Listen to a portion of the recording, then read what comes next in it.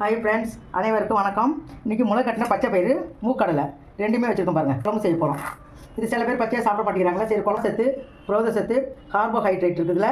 இது வந்து தலைவலி அதுக்கும் நல்லது. இது பண்ணி வச்சுருக்கிறேன், உரிச்சு வச்சுருக்கேன். பூண்டு, இஞ்சி இதெல்லாம் இப்போ வந்து கடாயில் வச்சு லைட்டாக எண்ணெய் ஊற்றிக்கலாம் போதும். இது சும்மா நல்லா வறுத்து எடுக்கிறதுக்கு மட்டும். வெங்காயம், பூண்டு, இஞ்சி அது பச்சை வடை போகிற அளவு வறுத்துக்குவோம். ஏலக்காய் 2, பட்டை, கிராம்பு, காஞ்ச மிளகாய் வந்து பச்சை மிளகாய். இது மிகவும் பயனுள்ளது. இது அவ்வளோ சத்தான பொருள். இது பச்சை பயிரில் அவ்வளோ சத்து. இது கூடவே கொஞ்சம் தேங்காய்.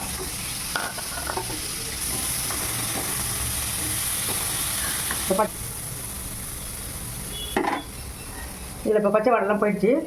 இதை கொஞ்சம் வந்து ஸ்டவ் கம்மி பண்ணிடுங்க. கம்மி பண்ணிவிட்டு எடுத்து வேறு பாத்திரத்தில் போட்டுருங்க. எடுத்து வச்சுருக்கோம். இப்போ வதக்கி வச்சதெல்லாம் ஒரு பாத்திரத்தில் எடுத்து வச்சுருக்கோம். அரிசி வந்து வரலாம்.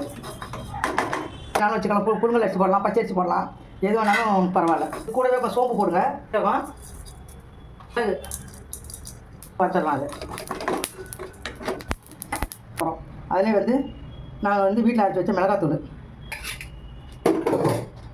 ஒரு 2 ஸ்பூனு, தனியாத்தூள், மிளகாத்தூள் போட்டுடலாம். இப்போ அரைச்சிட்டு வந்துடலாம். இப்போ மிக்சர் ஜாரில் போய் பாத்திரத்தில் தண்ணி வச்சுருக்கோம். அதில் இதோடு வச்சு நல்லா வேக விட்டுறோம். இது வந்து வேகணும் வச்சுருக்கோம். இப்போ அதை இப்போ நம்ம வறுத்து வச்சோம்ல, அதை போய் அரைச்சிட்டு வந்துடலாம். இந்த மூடியை திறந்துடலாம். நல்லா பச்சை பயிறு இதெல்லாம் நல்லா வெந்து வந்துருச்சு மாட்டோம். அதை இதில் போட்டுருவோம்ல. இந்த மசாலா எல்லாத்தையும் இதில் போட்டுருவோம்.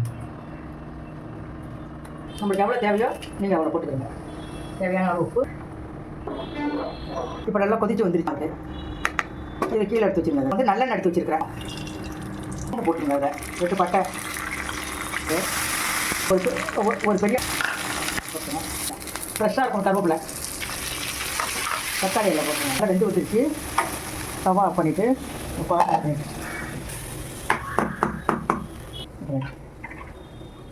மிளகா கட்டின பச்சை பயிறு குழம்பு ரெடி ஆகிடுச்சு. இப்போ